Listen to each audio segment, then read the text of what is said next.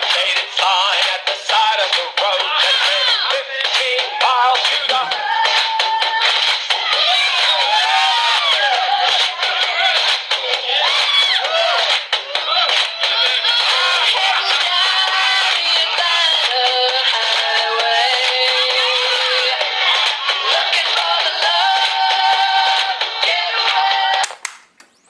Good evening, NFW Nation. Welcome to another episode of The Love Shack. I'm your host, Dr. Love, Big Al. And I'm your co-host, Charrming Charles. Good evening, Albert. Good evening, and we got another co-host too, a man who needs no introduction, and it's an honor to have him here. He is none other than NFW's IronMan, Rob Conway. How you doing, Rob? I'm doing fantastic. Happy to be here on the Love Shack. It's good to have you here, and I'll tell you what, we've got a lot of questions for you. Actually, Charles, you're the man for this. You're good at conducting these, so I'll tell you what, I've got a lot of footage of Rob on the computer, and if you want to start it off and talk to the Iron Man, I'll show the footage of him in action, and we're going to get this started. So, you ready, Charles? Sounds good to me. First off, thank you, Rob, for taking time out of your schedule. I know you're busy and got lots of things going on, but if you don't mind, I'm going to get right to the point, my friend. Hey, I've always got time for you guys, man. You just ask away, and I'll try to answer it the best I can. Well, thank you so much. I know you grew up over in New Albany, Indiana, and I grew up over in Louisville. And first thing I want to ask you is, can you tell me about growing up in Indiana and your athletic background and how you got into bodybuilding and how long you did that before you pursued wrestling? Well, growing up here in New Albany, the big wrestling that we watched growing up was the USWA. Most everybody here grew up watching Jerry Lawler and Bill Dundee. And even though I played basketball and baseball and ran track, I always watched wrestling. Right. So here in New Albany and Indiana in general, basketball is really popular. So I was a basketball player and played all the way up through high school and actually got a college scholarship to play basketball at Graceland University. And always still watched wrestling, even though I never thought it was a possibility of something that I could ever get into. And then I started lifting weights to get in better shape for basketball, and I found that once I started lifting weights, I liked the way it made me feel, and started getting bigger, started getting noticed by girls, and next thing I know, I'm not playing basketball at all. I'm just lifting weights, and the weightlifting, and then later getting into the bodybuilding contest because I wanted to show off all that I'd accomplished in the gym. That's the thing when you're competitive. You want to be able to kind of show off all your hard work, and that's where bodybuilding came in. Right. Okay, now my next question is, when you decided that you were going to be a wrestler, how did you approach it, and how did you get to OVW, and who was your main trainer when you got there? Kind of a funny story on how I actually got into wrestling training is that I had met Nick Dinsmore around town. I mean, we were both pretty well known, him being from Clarksville, me being from New Albany. Right. And I'd heard that he started wrestling, so I knew him, but wasn't really on a basis where we just like hung out or anything. I just knew him from the gym and different places, so I looked his number up in the phone book and called him and said, "Hey, it's Rob Conway." He knew who I was, and then I said, "Here, you've done that pro wrestling." I said, "How you like it?" He said, "I like it just fine." I said, "Can you tell me any more about it?" And he said, "No, just, if you want to do it, then you got to go to the wrestling school that I went to, the Danny Davis School of Professional Wrestling." And I kept asking him all kinds of questions about it, but he really would just tell me, "Hey, if you really want to try it, go talk to Danny." Just so happens the Danny Davis School of Professional Wrestling was on my way to work every day, and I passed that sign all the time. So one day I got the nerve, thought, man, this is what I want to do. Stopped in and talked to Danny, and then pretty much signed up from there and really thought, hey, I'll do this wrestling school for 3 months, and I'll be wrestling The Rock and Stone Cold Steve Austin on TV here in about 3 or 4 months. Well, I know you're a determined guy, and that came down the road later, but what I want to ask you now, you touched on knowing Nick. I know you guys came down here to Nashville and you wrestled for, I believe it was Burt Prentice's Music City Wrestling, And if I'm not mistaken, you were called limited edition. Is that right? Yeah, I mean, we were just Nick and Rob when we came down there, but then Right. Bert's the one that gave us the name Limited Edition. You guys ran a heck of a feud, I remember, with Stephen Dunn and Reno Riggins. How long did you guys stay as a tag team? We tagged up for about the first year and a half of my career.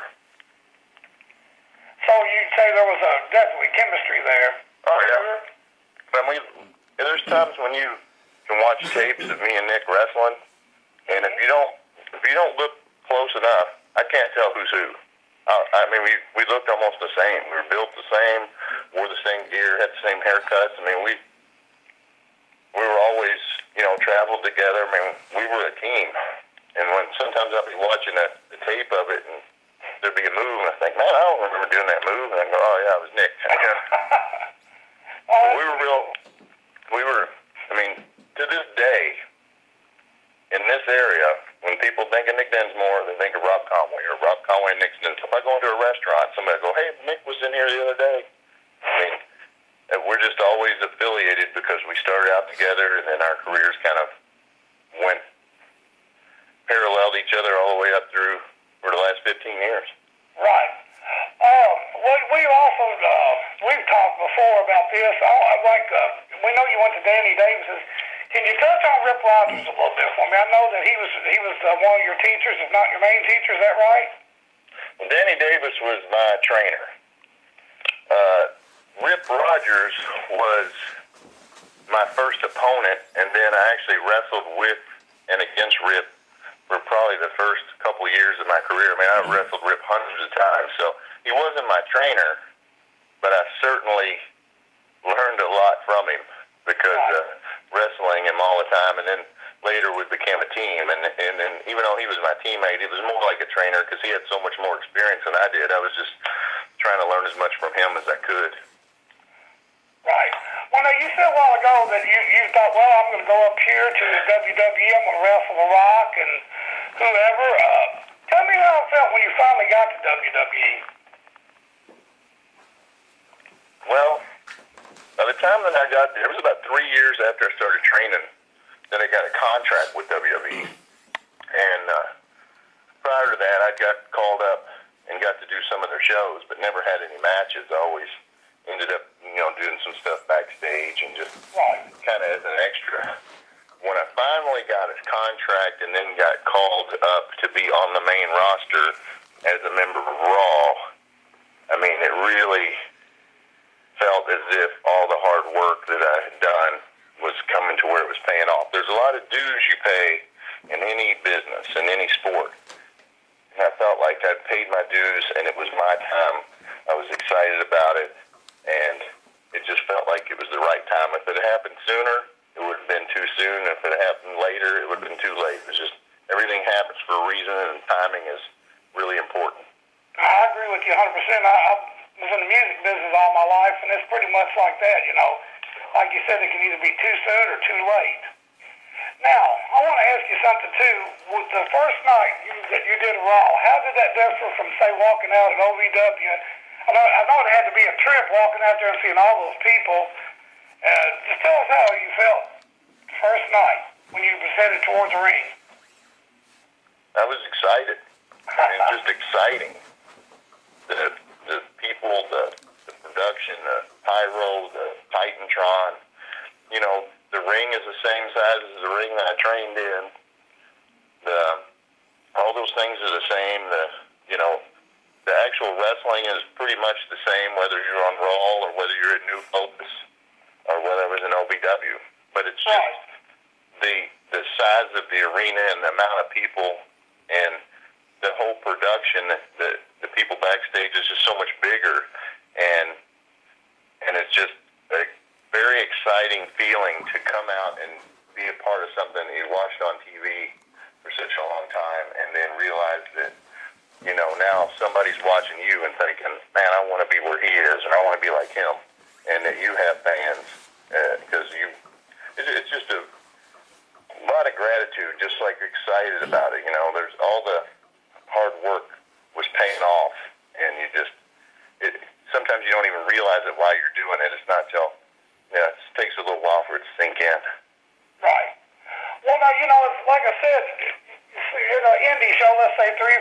2,500 people sometimes. How does that differ, though? I mean, you had to be like, whoa, I'm here. I mean, did the crowd, I mean, or after a while, is it just like walking out to an indie show? I mean, just they're there and you're ready to perform. Yeah, it's not really overwhelming, the amount of people are there, because with the lights and everything, sometimes when you do a move or you say something, the crowd reaction takes a lot longer for you to hear it. People are so far away. Mm-hmm. But the few hundred people that are ringside are the ones that you seem to really connect with, and that's the same way whether it's at a New Focus show, an Ohio Valley Wrestling show, or a WWE show, because those are the ones that are the closest.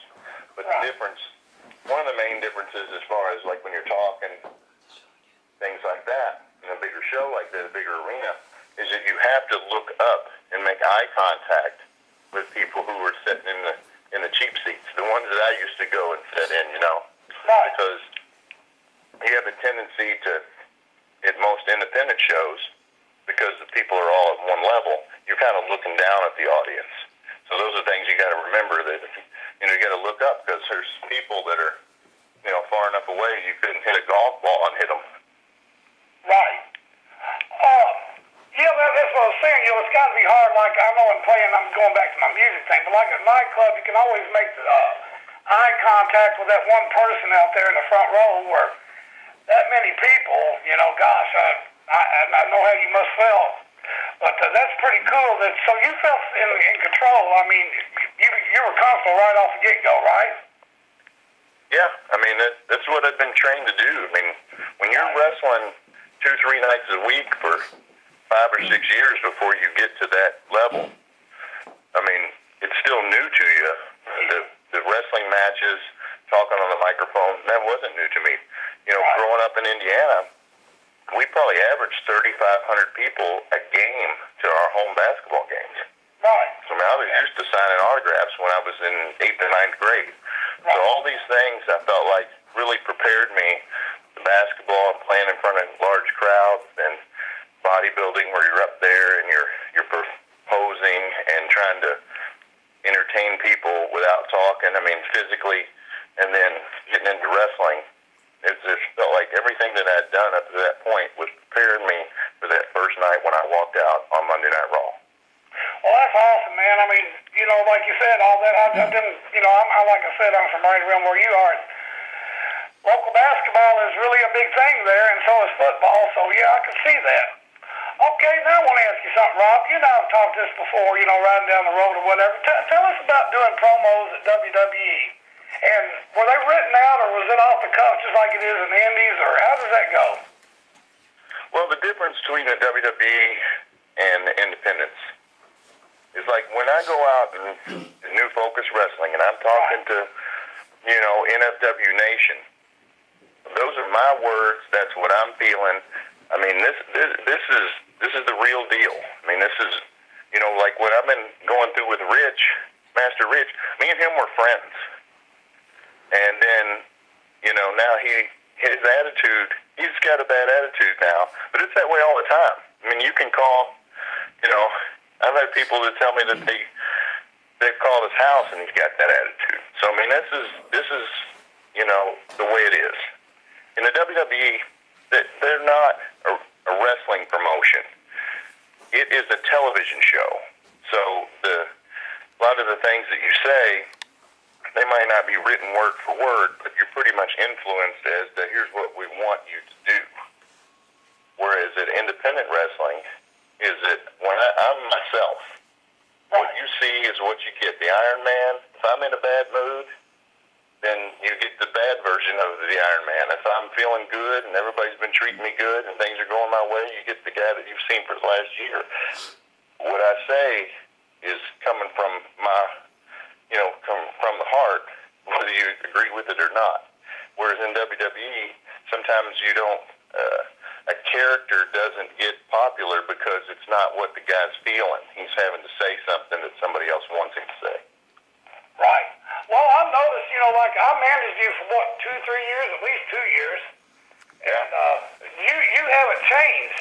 I mean, you're still the same guy that I knew word is rich. I don't know. I think Al's going to touch down there with you later on about that. But, yeah, that's pretty weird there. But, yeah, you're pretty much what you see is what you get. Like I said, you haven't changed a bit from when I had you. And so, one more thing before we get deep into this. The pairing of you and Sly and Renee, the Resistance. I remember the night that you I guess it was against the Dudley Boys, wasn't it? Mm-hmm. You came out and you were like an Air Force guy, maybe? Yep. Tell us about that. That was pretty cool. Yeah, well, a couple weeks before that, I was going to debut, and I was going to be with Stevie Richards and Victoria, and I was going to be the golden boy, because I had curly blonde hair, and me and Stevie both wore pink trunks. Right.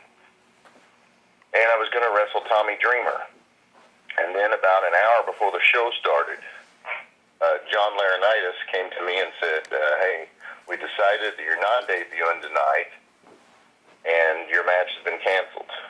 So I immediately was down about that. You know, there's my big chance. But he said, we're going to bring you back next week, and we've got something else for you. We think it might be better. They wanted me to get a military outfit and bring it to the show. So I immediately thought that I'm going to be a hero. And I went and I spent about $200 on the nicest Army outfit that I could find. I made myself like a lieutenant or a captain, you know. I was only like 27, 28 years old, so I didn't want to make myself like a brigadier general. Go too far with it. Right. So I came back to TV.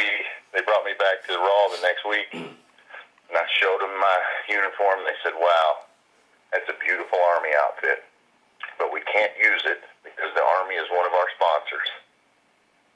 And what you're going to be doing is not something that they're going to want to be known for. I was like, okay, whatever you want me to do, it's a TV show. I'm just want to be part of the team. Right. And they put me in an Air Force uniform that I later found out was like 5-10 years removed. Like that wasn't even the current uniform. If somebody had saw me who knew anything about the Air Force, they would have been like, what's this guy wearing an old uniform? And I came from out of the crowd and was saluted by the Dudleys, and they got everybody chanting USA, and then I lowered the boom on them by laying them out with their own flag and joined La Resistance in front of That was cool. about 15,000 people live and another 5 million watching at home. How did that feel after you did that? I bet that was a super rush, wasn't it? Oh, yeah. And I've been sitting out in the crowd since before the show started in the front row. So I was just kind of waiting for my opportunity, and then came home, and my mom said, I thought you were going to be a hero. She'd helped me put that uniform together, her and my dad, and when they saw what I did, they were still proud that their son was on TV, but I don't think they was really all that happy with the way I was portrayed. Right. Okay, now I want to ask you something. We touched on I want to ask you this. People you have enjoyed working, in NSW or WWE, and what was your favorite match ever? WWE, Indies, or whatever? Oh, man, I don't think I could put a finger on one favorite match. I was thinking about that today. I probably had about 1,700, maybe 1,800 matches. Right. And to say that there was, because each part of my career, I have different matches that are favorites, from the first year to, one that was maybe within the last 6 months. So I have a lot of big moments, winning the tag team championships for the first time in Montreal when you're coming out with the Quebec flags. And that was a really big moment. We were wrestling Chris Benoit and Edge, but it wasn't really the match with them so much as just the feeling of winning in front of the crowd, and they actually gave us such a standing ovation. It was the only time I was ever cheered for when I was in the WWE, and they gave us a standing ovation, and we celebrated in the crowd with them. I mean, that was a really cool moment. And then after I left La Resistance, I had a moment in Dallas, Texas, where interrupted probably the biggest reunion of legends of all time in the ring in the WWE. It was called WWE Homecoming. I remember that. With Arn Anderson and Ricky Steamboat and Dusty Rhodes and Steve Kern, Superstar Billy Graham, Harley Race, Pat Patterson, Hacksaw, Hillbilly Jim, May and Moolah, Jimmy Snuka, and then it culminated with me getting the claw in the sold-out Dallas, Texas from Kevin Von Erich.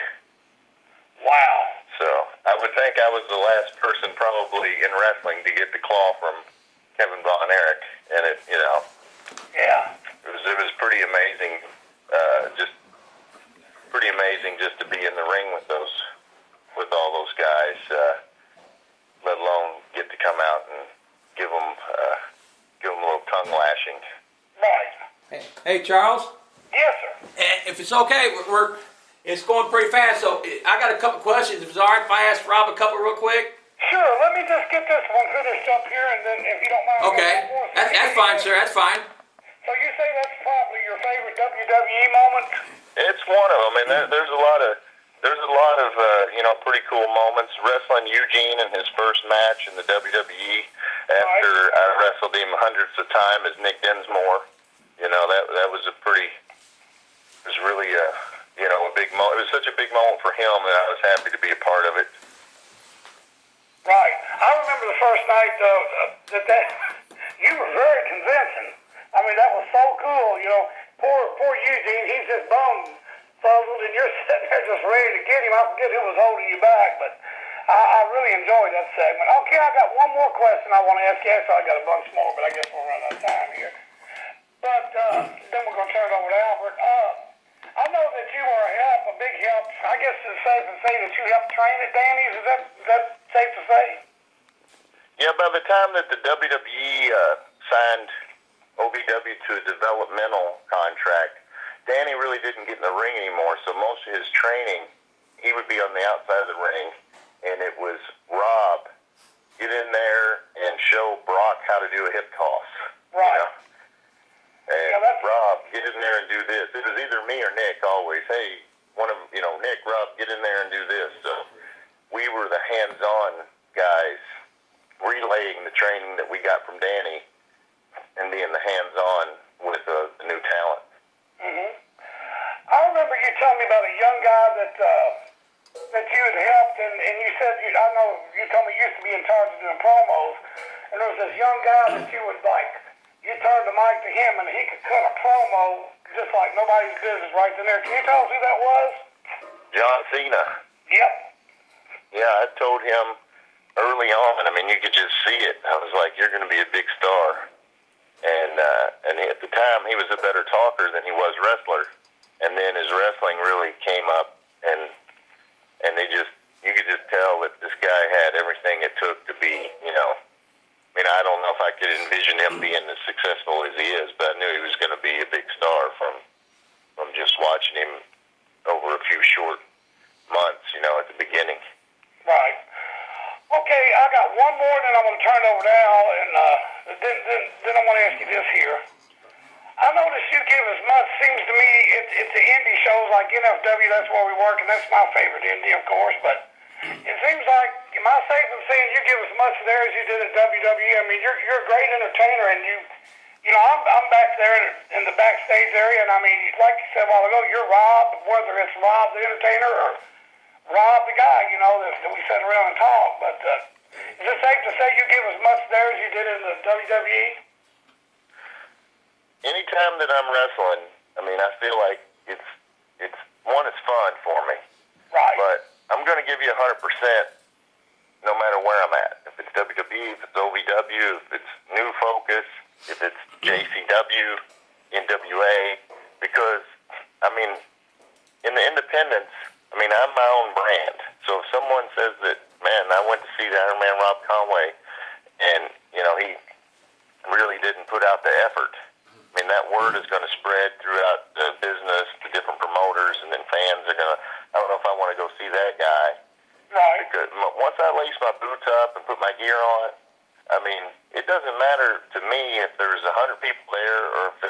1,000. It's not the fans' fault that more fans didn't come to the show. I mean, they paid their $8 or $10 to come to a show, and they want you to play. You know, I mean, they want you to wrestle and work just as hard as if there were thousands of people there, because it's not their fault. They got their kids, put them in the car, drove to the place, came out, got there an hour before the show. They did all the same work as if they was going to a WWE show. Right. And they expect the guys to put just as much effort out and not penalize them and not give as much because there wasn't as many people at the show as maybe, WrestleMania. Right. Oh, I noticed you always got time for the fans. Like New Year's Eve, that match you and Rich had was incredible. That's probably one of my favorite matches of all time. I mean, any kind of match. And you guys tore the house down, in my opinion. I'm looking forward to seeing the next show. But, you always, like I said, you're always nice to children. It doesn't matter what character you are, if it's safe to say character, but I just want to tell you I appreciate you, and thank you so much for letting me talk. I could talk to you all night. Everybody knows I can run my mouth, but I think Al's got some questions. And thank you so much, Rob, and I probably cut you off on that last question, but Albert's ready to go, and thanks, buddy, and I'll see you the 24th, I guess it is, and I want to urge everybody to come out. And Al, sorry I run my big mouth, and I'm turning it over to you, my friend. Oh, you're fine. Okay, Rob, I got just a couple simple questions for you. Rob, you've been around a long time, and you've seen wrestlers come, and you've seen wrestlers go.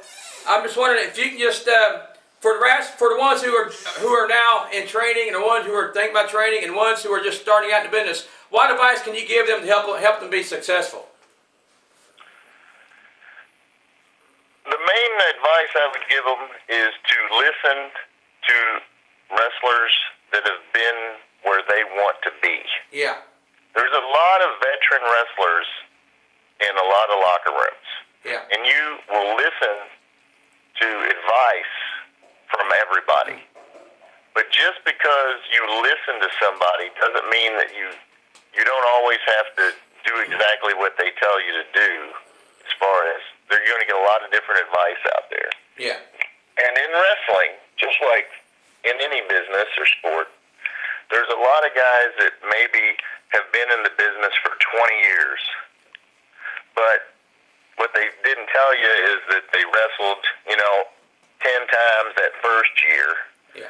And then the second year they didn't wrestle at all, and then they were hurt for 5 years, and then they retired. So that 20 years really consists of about 40 matches. Okay. So if you're new, try to find somebody who has been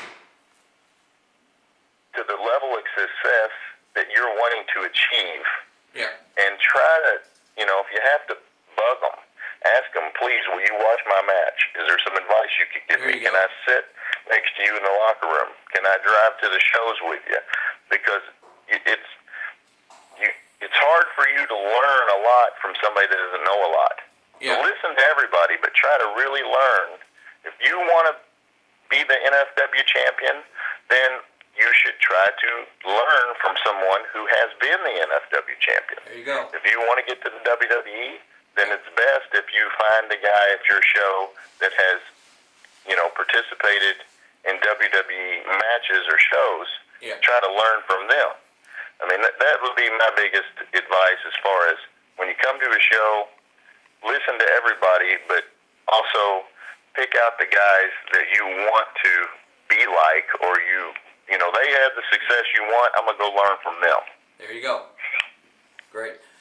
Okay, Rob, now March 24th, NFW presents Reckless Revenge. You're going to be in the Heavyweight Title Rumble, and you know that there's 19 other competitors, and they're saying you're the odds-on favorite because you're the biggest and strongest and one of the toughest in NFW. But being that, it also makes you the #1 target also for 19 other men. So even though like I said, do you think that that you are the #1 target? And if so, give us your thoughts on that Rumble match then. Man, the Rumble match, I think, is going to be one of the most exciting matches that NFW's ever had. It's the first Rumble they've ever had. And it's not just a battle royal. See, I've heard people call it a battle royal, and it's not. Yeah. There's going to be over 25 guys, and it's going to start out with 2 guys enter. Yeah. And then every minute, a different person's going to come to the ring. So you really are going to have an advantage if your number is later. I mean, if you're number 1 or 2, that the odds are stacked against you, because that means that in order for you to even make it to the final guy getting introduced, you're going to be in there for 25 minutes. Yeah. That's a long time. Oh, yeah. So, and that's a lot of guys. And the only way to get eliminated is to get thrown over the top rope, and both feet have to touch the ground. Yeah. So, I mean, if you're the first guy or the second guy, then you're going to have to, if there's 25 people in it, you're going to have to beat 24 guys. Yeah. Now, there's people who are going to get eliminated, you know, who get called out 3rd or 4th. They might get eliminated. So the guy who gets 25, you know, the 25th guy out, by the time he comes out, there might only be 3 or 4 guys left. Yeah. And he's going to be completely fresh. So where you get your number drawn is really going to make a big difference into your chances of actually winning. Do I think I'll be the number 1 target when I come out? I think so. Yeah. I think one of the other biggest targets is going to be Vic the Bruiser, because he's a big guy. Yeah. And he's going to be hard to get over the top rope. Yeah. He might have guys that normally are his buddies and people that he teams with, but, you know, in order for them to win, then he's going to have to get eliminated. So usually the bigger guys like that, you'll see guys that normally don't have anything to do with each other will team up in order to just to throw out the biggest guy, because it might take more than 1 or 2 guys to throw out a big guy like Vic. Right, So, you know, I might be strong, but, I mean, I only weigh 210 pounds, so, you know, anybody can pick you up. I mean, you know, even if you're a good wrestler, you can still get picked up. So, I mean, I think I'll be a big target. I think Vic's going to be a big target. Yeah. I think if there's some guys that normally are, you know, kind of opening match guys, or they're just, you know, just kind of establishing themselves in new focus, and there's 3 or 4 of those guys in there at once, and somebody like Flash or somebody like Rich, some guys that are main event guys that have been the champion before come out, I mean, they might team up and say, hey, let's get rid of this guy, because none of us can throw him out by ourselves, but if there's 4 or 5 of us, they'll be able to throw out a Rich or a you know, Vic or Flash, or, you know, just some of the more established guys. Scotty Wolf. I mean, there's a guy that's, you know, he's been the champion before, too. I think the guys that have been the champion are going to really get targeted by guys that are hungry and they've never been the main guy on the show and been the champion. I think that some of those younger guys might kind of stick together and try to eliminate the established guys and try to claw their way to the top of New Focus. Yeah. Okay. Rob, I tell you, it's an honor for you to be here. I thank you for being here with us, and I'm sure the NFW Nation is going to love this interview we put on here.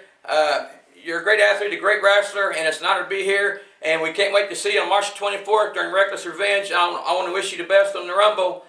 And Charles, I tell you what, anything you want to say before we spread the love?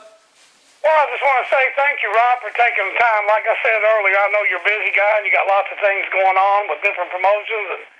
And I'm just so glad that you're a part of NFW. It's just so good to have you back there. And that's about it. And I want to urge everybody to come out there the 24th, right, Albert? That's right. All right, yeah. So anyway, I guess it's time to go, and I'm going to run my mouth, Albert. What's the time for, buddy? Oh, we've been on here for 35 minutes. Well, I guess it's time to spread a little love. It's time to spread the love. All right. Hey, don't get any of that love on me. I appreciate you guys having me, but I don't know where some of that love has been. Well, I think all we got... We appreciate you, IronMan. I know you're going to do it to Conway. That's right. Okay, Charles, it's time to spread the love. Just remember, NFW Nation, don't fight amongst yourselves. Spread the love. See you, Rob. See you, Albert. Good night, my friends.